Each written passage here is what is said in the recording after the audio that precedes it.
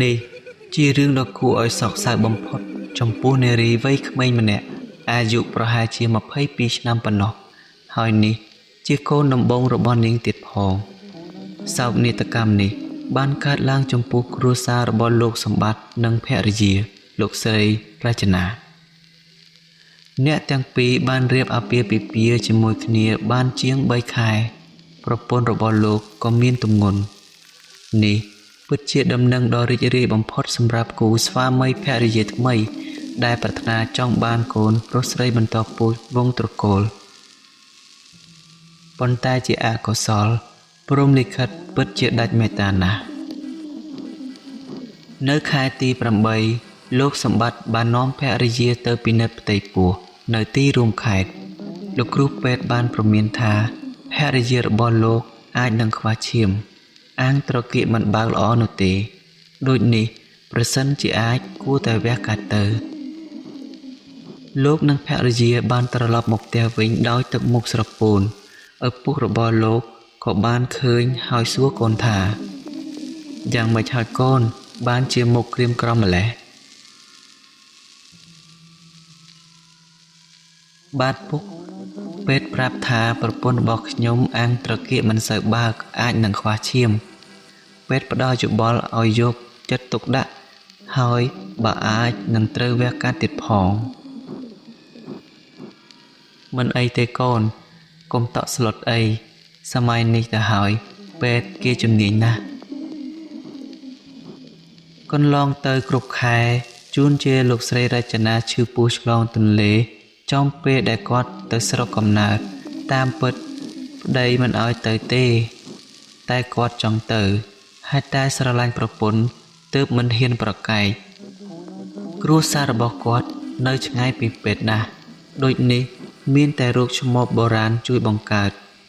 តែជាអកុសលឆ្មបបុរាណមិនអាចជួយគាត់បានទេ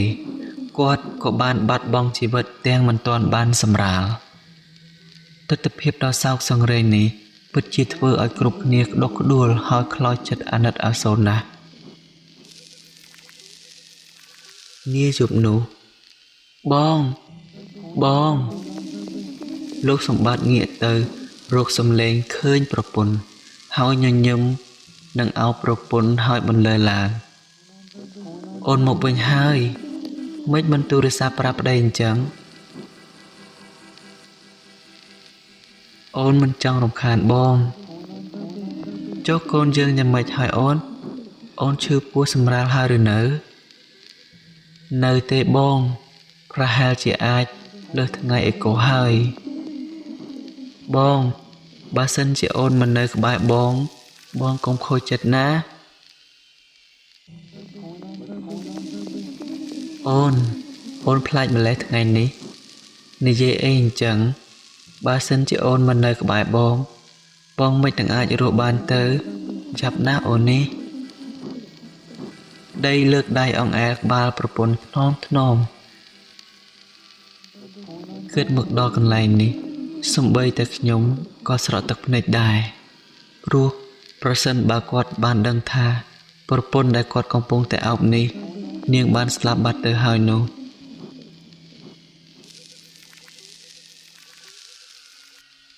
អាឡូសម្បត្តិទូរស័ព្ទពីខាងម្ដាយក្មេកទាំងទឹកភ្នែកបាទម៉ាក់កើតអីមែនបានជាម៉ាក់យំឲ្យម៉ាក់សុំទោសណាកូនប្រពន្ធរបស់កូននាងបានផុតទៅហើយគ្រាន់តែលើដូច្នេះលោកសម្បត្តិស្លុតស្មារតីធ្លាក់ទូរស័ព្ទពីក្នុងដៃរួចក៏មើលទៅប្រពន្ធទាំងទឹកភ្នែកហូរ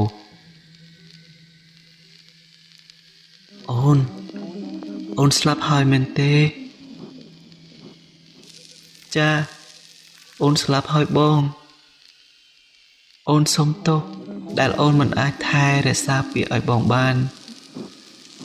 អូនមិនអាចផ្ដល់កូនជាទីស្រឡាញ់ដល់បងបានឲ្យអូនសុំទោស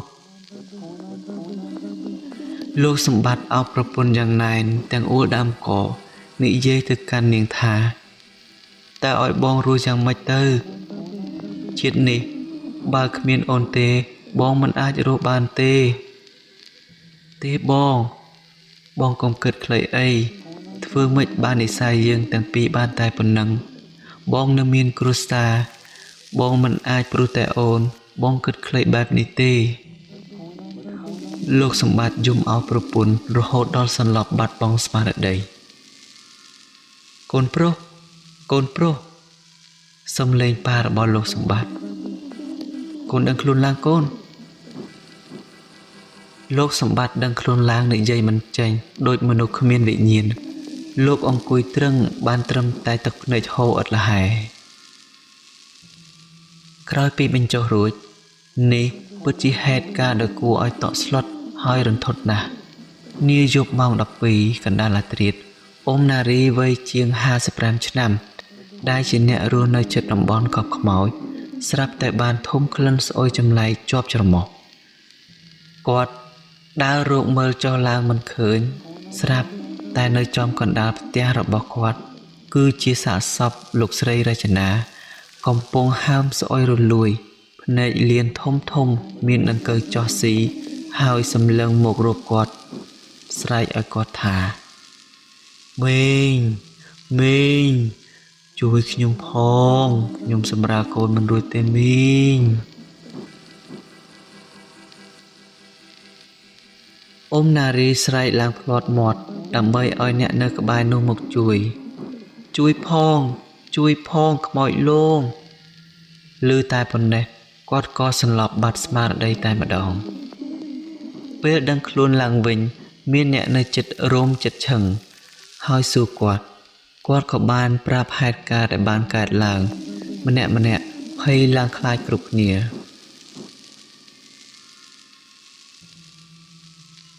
នៅយប់បន្ទាប់មកទៀតអស់ជិតមួយសប្តាហ៍ដែលលោកស្រីរចនាបានដើរលងបន្លាចគេគ្រប់គ្នានៅជិតនោះ